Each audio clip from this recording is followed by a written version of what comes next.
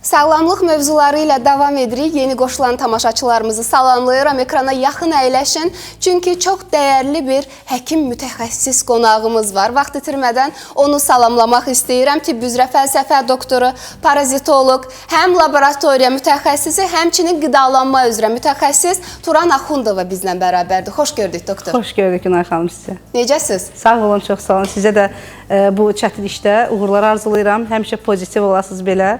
Can sağlığı arzulayıram. Var olasınız. Siz buradasınızsa, demək ki, bir çox insan bugün sizdən faydalanacaq və Turan xanım o qədər gözəl həkimlərimizdəndir ki, çalışır hamıya faydalı olsun və ona müraciət etdiyinizdə istənilən problemlə bağlı ola bilər. Çünki bizim dəyərli həkimimizin bir 20 illik iş təcrübəsi var və uzun illik bir təhsil təcrübəsi var, hansı ki, bu zamanda minlərlə pasiyentin etimadını qazanan bir həkimimizdir. Tibb üzrə fəlsəfə doktorumuzda qeyd etdiyim kimi və əziz cənublular, yaxın günlərdə dəyərli Turan xanım Lənkəranda qəbulla qonağınız olacaq. Çox az qaldı. Qəbul bir gün olacaq, yalnız bir gün. Ona görə də elə ekranda gördüyünüz nömrə ilə əlaqə saxlamağınız yetərlidir. İndidən yazılıb, həm bax hansı problemlərlə bağlı, gastroenteroloji xəstəliklərlə bağlı, onkoloji xəstəliklərin müayinəsi ilə bağlı, uroloji xəstəliklər, uşaqlarda vitamin azlığı, anemiyalar, dəri xəstəlikləri, allergiyalar, ginekoloji müayinələr, qurd invaziyaları,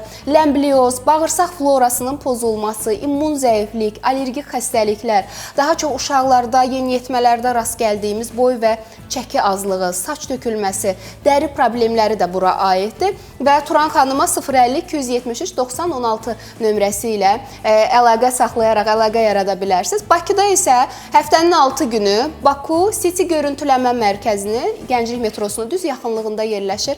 Müraciət edə bilərsiniz və Turan xanım, hər zaman faydalı olursunuz və sizlə istənilən mövzuda danışa bilirik. Bu çox gözəldir. Dediyim kimi 20 illik iş təcrübəsi olan bir həkimimizdir və bugün də elə bir mövzudan danışacağıq ki, bizim Turan xanımla. Doğrudan da çox maraqlı, eyni zamanda da çox sual verilən mövzulardan biridir. Bilirik ki, uşaqların gələcəyinin, sağlamlığının təməli ilk bir ildə qoyulur. Ana südü, ilk qidalar, əlavə qidalanma və infeksiyalardan qorunma da valideynlərin ən çox sual verdiyi mövzulardan biridir. Ona görə də tam rahatlıqla bizə suallarınızı ünvanlayın. Biz hər dəfə onları nəzərə alırıq, o mövzuları təyin edirik. Turan xanım da sağ olsun, bizə imkan verir ki, istənilən mövzuda onunla həm söhbət olaq. Bugün uşaqların ilk qidalanmasından danışacağıq. Bu mərhələləri elmi şəkildə, eyni zamanda praktik baxımdan müzakirə edəcəyik. Sizin də suallarınız varsa, həm bizə, həm də doktorumuzun özünə ünvanlaya bilərsiniz. 050-273-90-16 bizim qaynar xəttimizdə ekranlarınızdadır. 055-254-0106. Turan xanım, elə istəyirəm bu sualla başlayaq. Əgər ilk qidadan danışırıqsa, uşağın ilk qidası nə olmalıdır və niyə məhz bu olmalıdır? İstəyirəm o haqda danışasınız. Deməli, orqanizmin ilkin başlanğıcı bizim yeni doğulmuş vaxtı 1 ilə qədər olan qidalardır. Yəni, uşağın ilk o 1 illikdə qidalanması çox önəmlidir. Bütün ömür boyu yığdığı immunitet üçün çox önəmlidir. İlk növbədə bütün mütaliələr, bütün kitablar ana südünü tövsiyə edir ki, lakin son zamanlarda biz ana südünə rast gəlmirik. Bəzi valideynlər işləri ilə əlaqədar ana südündən imtina edirlər. Bəzi valideynlər həqiqətən olmur, ana südü olmadığı üçün süd vəzində. Biz məcburuq süni qidalara və qida əlavələrinə keçməyə. Məhz bununla da bağlı müraciətlərimiz zamanında biz müayinələrimizdə immun zəifliklərə rast gəlirik. Çünki ana südü təbii lazımdır. 2 yaşa qədər bütün uşaqlar ana südündən istifadə etməlidirlər. Lakin olmayan ərəfələr və yaxud az olduqda biz qida əlavələrinə müraciət etməliyik. İlk doğulan uşaq ilk 2 aya qədər 7 dəfə qidalanmalıdır gün ərzində. Bu da təbii ki, maye şəkildə olduğu üçün su tələbatı olmaya bilən uşaqlar da var. Təbii ki, orada yazılır ki, su verməyə də bilərsiniz və verə də bilərsiniz suyu. Lakin süd mütəmadi olaraq 7 dəfə qidalandırılır. Ana südü az olarsa əlavə qida kimi biz qarışıq qida əlavələrinə südlərdən istifadə edirik. Müxtəlif adlarda süd məhsulları hazır şəkildə və dozalandırılmış vitaminlərlə uşaqların aylığına görə bu saat satılır və bunlardan çox valideynlər istifadə edir. Lakin bunların təbii ana südündən fərqi odur ki, onların tərkibi süni məhsullardan hazırlanır və dediyimiz kimi vitaminlər də sintetik olaraq orada doydurulmuş vəziyyətidir. Lakin ana südündə təbii allellərimiz olduğu üçün, təbii immun hüceyrələrimiz keçdiyi üçün Biz ana südü ilə bir zat qidalanmalıyıq. Yəni mütləq uşaq ən azı 6 aya qədər belə olsa uşağı ana südü ilə qidalandırmaq Amma lazımdır. çox valideynlər, çox gənc analar düşünür ki, ilk 6 ay ana südü kifayət eləmir. Uşaq bir balaca ağlayan kimi bir əllərində o süni qida və gözləyirlər. Yox, uşaq narahatdır, gecəni yaxşı yatmır, ağlayır və yaxud da köp yaranır, mənim südüm ona düşmür. Tez keçirlər bu süni qidaya. Əslində necədir? Bəli, orada bir mövzu da var ki, ananın özünün qidalanması da bir növ yüksək səviyyəli olmalıdır. Zəngin olmalıdır ki, qandan sorulan südə keçən maddələr çox zəngin olsun və vitaminli olsun. Deyirlər, bəzən tərəvəz məhsulları yemirik, qaz verəcəkdir uşağa və ya nəsə, kələm yemə, sarımsaq yemə. Bəli. Lakin onlar südə keçmirlər.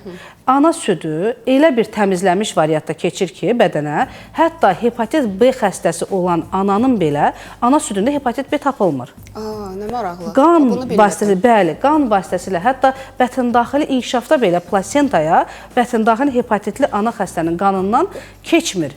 Yəni bu baryer düzgünlüyü olmalıdır. Damar sistemi düzgünlüyü olmadıqda, immun zəifliyi olduqda, hər hansı bir döşdə belə çatlamalar olduqda, orada qansızmalar olduqda bu zaman yoluxma mümkün ola bilər qan vasitəsilə. Lakin heç bir infeksiyanın da keçməyi mümkün deyil və bir də ananın öz immun yüksəkliyi lazımdır, immun sisteminin qidalandığı tərəvəz məhsullarıdır, ət məhsullarıdır, yüksək səviyyədə, yüksək keyfiyyətli olmalıdır və ağartı məhsullarından bol-bol istifadə etməlidir. Bu bir mənalı. Və bu zaman isə bəzi otlar var ki, hətta bu otlar ana südünü çoxaldır. Mən deyə bilərdim ki, təbabətdə istifadə olunan noxudun suyu, qaynadılmış noxudun suyunu içərsə ana, çox gözəl bol-bol süd gətirir. O bildiyimiz noxud da, yəni sadə noxud. Bildiyimiz sadə noxudun suyu çox gözəl ana südünü artırır. Kokosun özünü və südünü içmək çox gözəl süd artırır və şüydün toxumu.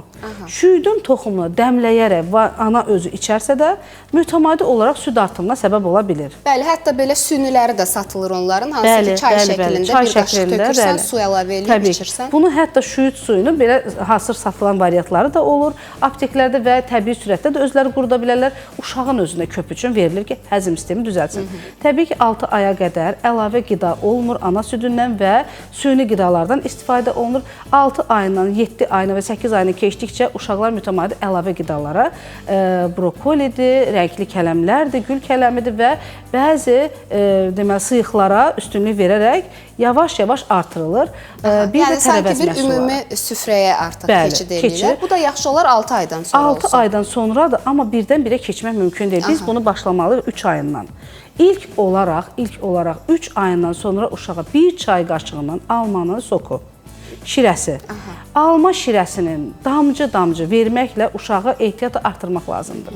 Və 4 ayından... Reaksiyanı izləyirik də, qızartı olacaqmı, səpki olacaqmı? Ona görə biz bunu bir damcıdan başlayıb, bir çay qaşığına qədər hər bir şeyi artırırıq. Hətta biz sıyıqlara belə keçdikdə onları az miqdardan başlayıb çoxa doğru artırırıq. Təbii ki, burada uşağın çəkisi və boyu önəmlidir. Hər çəkiyə uyğun olaraq uşaqlar yediyi qidaların qramını artırırlar. Ona görə biz bunları nəzarətdə etməliyik və hal-hazırda hazır kaşalar belə satılır ki, sıyıqlar satılır ki, onları su ilə durlaşdırırlar. 3 ayından, 4 ayla, 5 ayından başlayan sıyıqlarımız vardır ki, biz bu sıyıqları təbii sürətdə evdə belə hazırlaya bilərik.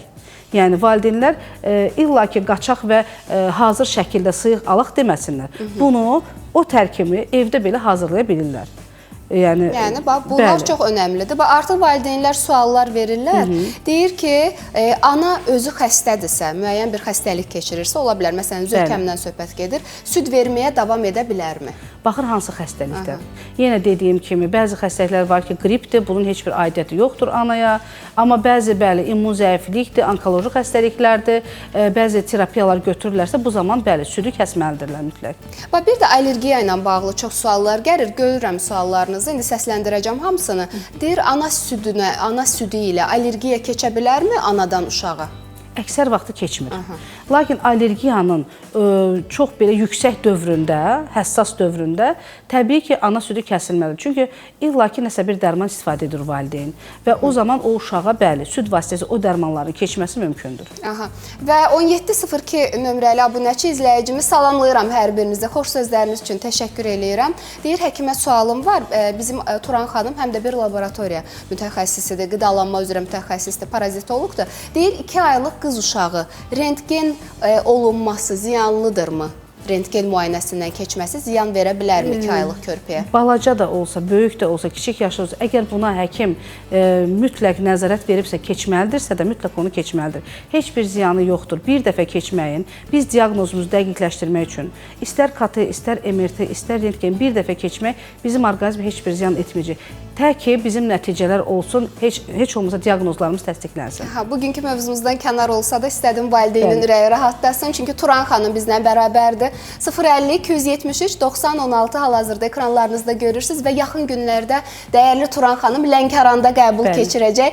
Burada Bakıda işləri çoxdur. Bilirsiniz, Baku City görüntüləmə mərkəzində dayanmadan, səhər tezdən, axşama kimi günün belə böyük saatını bu mərkəzdə çalışır və yalnız bir gün Lənkərana ayıra bilib. Ona görə 050-273-90-16 nömrəsi ilə indidən qeydiyyata alınsaz daha gözəl olar. Və bax, bir valideyn də yazır ki, 1 yaşı hələ tamam olmayıb, 1 yaşdan əvvəl uşağa yemək verəndə, yəni bilirik ki, 6 aydan sonra yavaş-yavaş əlavə qidalar daxil olunur. Duz və şəkər də vermək olarmı uşağa? Xeyr. Uşaq heç bir dad qabiliyyəti yoxdur. 1 yaşına qədər heç bir uşaqda dad qabiliyyəti olmadığı üçün çalışdığınız qədər şəkərdən, duzdan tamamilə azad edin. Yeməklərə belə duz vurmasanız, o uşaq eləcə də öyrənəcəkdir. Yox, əgər ki, ev yeməkləri, ev şəraitində bişmiş və böyüklərin yedikləri qablardan yedizdirəcəklərsə duzlu, təbii ki, uşağın dili, dadı onu öyrənəcəkdir. Qəti sürətdə şəkər və duzdan istifadə etməsinlər. Bax, bunu çox gözəl qeyd elədiniz və belə yanlış qidalanma ilə başlayan ailələrin sayı da az deyil ki, çoxdur. Hər kəsə aid etmirəm, amma var. Bax, erkən yanlış qidalanma ilə bir körpə qidalanarsa, gələcəkdə hansı fəsadlarla üz-üzə qala bilərik? Bir mənalı öd yollarının qatılaşması ilə ilkin rastlaşırıq və bu qatılaşmanın 20 yaşdan sonra daşa çevrilməsinə nəzarətə keçiririk. Poliplərin öddə əmələ gəlməsi çox rast gəlinir. Mədə-bağırsaq sistemində dizbakteriozların əmələ gəlməsi olur. Yəni, qidamız mütəmadi olaraq bizi həmən dəqiqə xəstələndirməyə bilər. Mütəmadi olaraq zəiflədərək və sonuçda bir daşa, bir polipə rast gəlir isə, bu bizim ilkin qidamızdan asılıdır. Bunu nəzərdə saxlayırıq.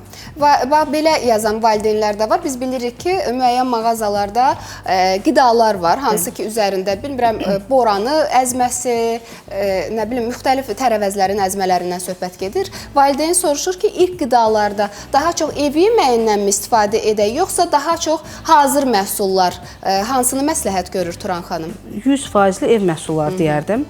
Bizə o satılan qidalar bizə hər hansı bir bilik verməlidir ki, biz bu qidanı baxırıq və onun tərkibində olanlar gedib evdə özümüz hazırlaya bilərik. Çünki ayda yazılır axı üstündə, 5-6 ay, 6-7 ay. Bağlama qidalar bizim üçün yol üçün, gəzinti üçün nəzərdə tutulub ki, yəni biz ehtiyac duyulan vaxtı uşağa tapmarıqsa bunu yedizdirərik. Yəni biz bu alma püresini belə evdə hazırlaya bilirik, buranı püresini də evdə hazırlaya bilərik və tərəvəzlərin də termiki emaldan sonra saxlanma şəraiti də vardır ki, biz bunu hazırlayan kimi 6 saat müddətə yedizdirsə daha yaxşı olar və keyfiyyəti daha uzun müddətli və yüksək təsir edər.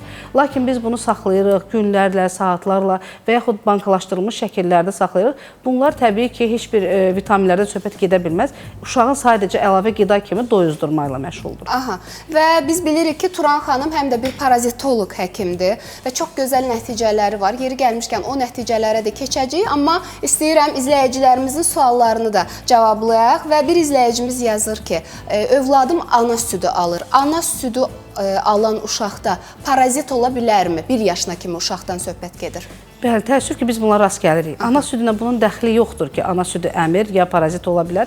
Düzdür, 1 yaşa qədər uşaqların özünün bir immun sistemi olur ki, başqa bir xarici infeksiyalara yoluxmurlar, bu cümlədən də parazitlərə. Yenə də rast gəldiyimiz vaxtlar olur ki, 6 ayında belə nəticinin müayinəsi biz enterobiyus yumurtalara rast gəlmişik. Bu da ki, əldən, ayaqdan, çirkab, kirli nələrdənsə istifadə edərsə, uşağa butulkaların təmiz yuyulmasından asılıdır ki, qidayı verdiyimiz qablardan asılıdır. Bəli, təbii ki, onlar hamısı tam dezinfeksiya olmalı və ana ilk növbədə özünün təmizliyinə riayət etməlidir. Başqa valideynlər, nənələr, babalar əllə yedizdirməsələr daha məsləhət uyğundur. Çox vaxt görürük ki, sevdiklərindən, sevilədiklərindən əllərindən başqa qablarda nəsə yedizdirirlər.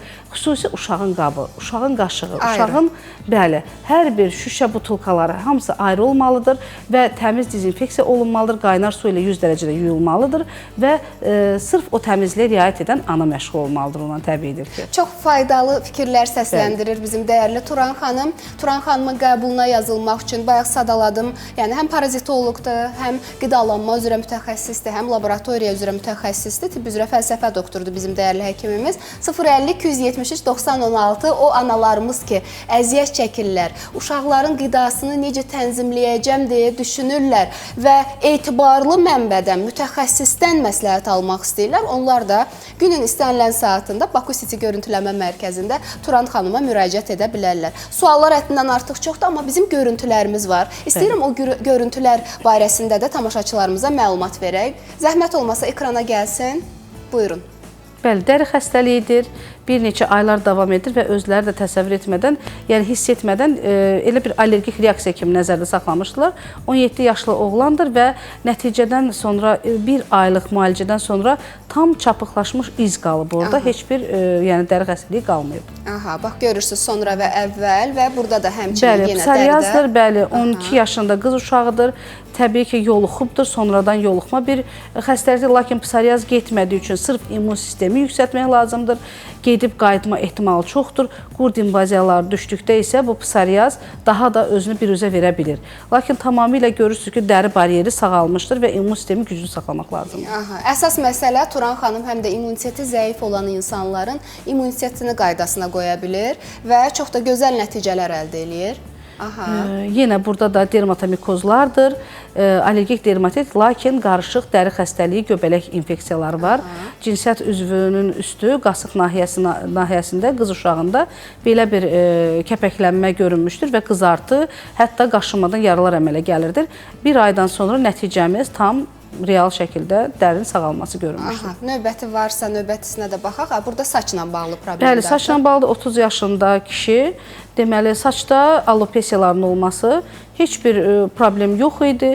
Sadəcə saç tökülməsi yerli olaraq trixofitiya düşmüşdü və o trixofitiyanın biz laborator şəraitdə saçların kökündən o göbələk növünün düşüb onu necə qırıb tökdüyünü biz laboratoriyada çəkmişik və mütəmadi olaraq nəticələrimizdə tamamilə saç bərpa olmuşdur. Çox gözəl bir nəticə və bir çox insanın rastlaşdığı nəticələr. Burada isə allergiyadır. 50 yaşından yuxarı kişi xaylağında allergiya idi və kəskin şəkildə başlanmış bir allergik dermatit idi.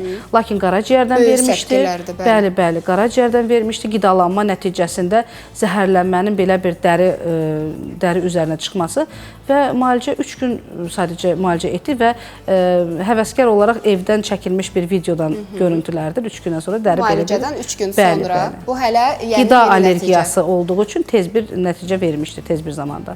Turan xanım, elə siz buradaykən fürsətdən istifadə edin, bu tac qurd müalicəsi barəsində də sual verim. Çünki çoxları deyir ki, bu sağalmır. Yəni bunu bizə yazan izləyicilərimiz də var hal-hazırda. İndi oxuyacağam yenə suallarınızdan. Ümumiyyətlə sağalırmı bu? Tac qurd deyərkən onu nəyi nəzərdə tuturlar? Yəni elmdə tac qurd deyilən bir şey yoxdur. Tükbaş qurd var. Bəlkə də indi onu nəzərdə tutublar. Bəli, bəlkə tükbaş qurd deyirlərsə bu asqaridə oxşar yumru qurdlardandır.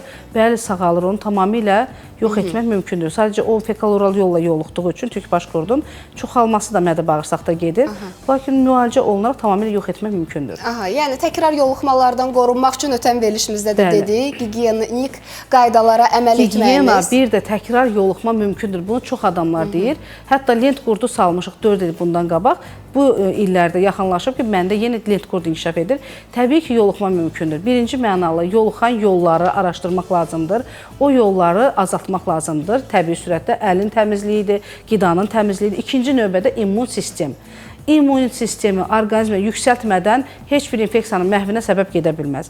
Heç bir antibiotik, heç bir qurd dərmanı vermədən belə immun sistemi birmənalı yüksəltmək lazımdır.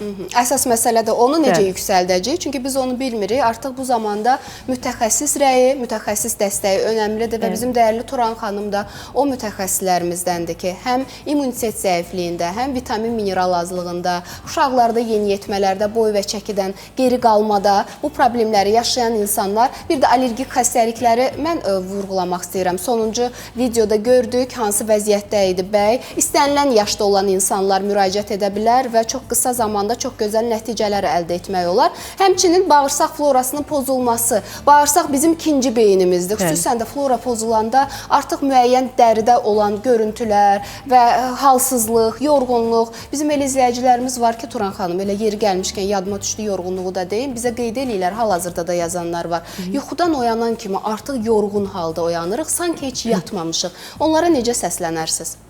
Deməli, əgər biz 8 saatlıq yuxu yatırıqsa və qalxanda yorğun qalxırıqsa, deməli bizim depo dolmayıb. Orqanizmdə nəsə bir çatmamazlığımız var. Bu çatmamazlığın səbəbi bir mənalı olaraq vitamin azlığı ola bilər, immun zəifliyi ola bilər, orqanizm hər hansı bir xəstəlik ola bilər, funksional pozğunluq ola bilər, hormonal çatmamazlıq ola bilər. Bunun səbəbini araşdırmaq lazımdır. Bu yaxınlarda belə bir xəstəm olub ki, qız uşağıdır, lakin deyir, mənim yorğunluq getmir, qurd invaziyası müalicə etdik, allergiyanı bərpa etdik, tamamilə yoxa çıxdı və yenə yorğunluq. Təsadüfi bir qidalanmanı danışarkən hər gün kofe içdiyini nəzərdə saxladıq ki, və hər gün bu insan işə gedərkən kofe içmədən işə başlamır və kofe içərsə, mən dəfələrlə bunu videolarda danışıram ki, kofeni içən kimi biz mərkəzi sinir sistemindən adrenalin deyilən hormonumuzu yüksəldirik və biz yüksək bir əhval-ruhiyyə ilə və enerji ilə işə başlayırıq. Tamamdır, bunu günün sonuna qədər də israf edirik, qutardı, getdi. Lakin sonra axşam o qədər yorğunluq yaranır ki bizdə. O öz orqanizmin özünün təbii olaraq yuxu sistemini, balansını pozuruq, sadəcə yuxusuzluğa gətiririk və yaxud yuxulluğa gətirib çıxardırıq və səhər onu doymadan qaldırırıq. Yenidən bir də kofeyə üstünlük veririk. Bunu tamamilə tərk edib idman, səhər tezdən ilk 15 dəqiqəlik idman orqanizmə tövsiyə edərdik. İlk olaraq adrenalinimizi belə bir yüksəldək.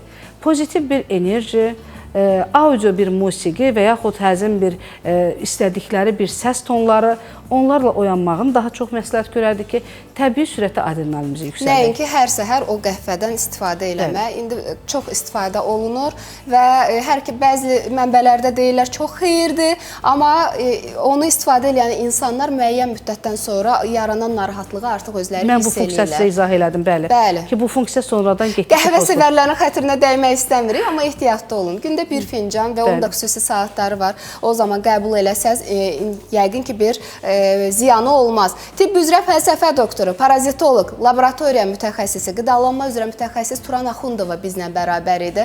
Mən çox sevinirəm ki, Turan xanımı tanımışam. Yeri gəlmişkən mənə də bir müalicə deyib, hansı ki, mən də bugündən o müalicəni başlayıram. Səfərdəydim, şənbə bazar başlaya bilmədim. Artıq mən də bugündən başlayacağım. Nəzarətindəsiniz. Bəli. Doktorumuzun nəzarətindəyəm və yaxın günlərdə düşünürəm ki, çox gözəl nəticə əldə edəcəm. Xüsusən də xanımlarda bilirsiniz, dəmir defisitli anemiyadan əziyyət çəkən qızlarımız, baş gicəllənməsi, yorğunluq, belə deyim, enerjisizliyi hiss edirsinizsə, o zaman da Turan xanıma müraciət edə bilərsiniz. Dediyim kimi, Turan xanım həm parazitoloqdur, həm laboratoriya, həm də qidalanma üzrə mütəxəssisdir. Yaxın günlərdə Lənkəranda xəstə qəbulu həyata keçirəcək. Yalnız bir gün olacaq. Həm Bakı qəbuluna, Baku City görüntüləmə mərkəzində olan Gənclik metrosunun yaxınlığında yerləşir qəbuluna, həmçinin Lənkəran qəbuluna yazılmaq üçün 050 273 90 16 nömrəsi aktivdir. Mən sizə təşəkkür edirəm, Turan xanım. Mən sizə təşəkkür edirəm. Sizə bol enerji arzulayıram gün ərzində. Günün sonunda o qədər pozitiv qurtarasınız ki, gününüzü. Bir ayağınızı uzadıb, uzananda deyəsiniz ki, nə yaxşı ki, bu günümüzü yaşadıq. Var olasınız. Təşəkkür edirəm dəyərli vaxtınızı ayırıb gəldiyiniz üçün. Turan xanımla növbəti efirlərdə görüşmək diləyi ilə deyirəm. Sizə isə söyləyirəm ki, ATV Xəbərin günorta buraxılışını izləyirik. ATV Xəbərin 14:00 buraxılışından sonra verilişimiz davam edəcək.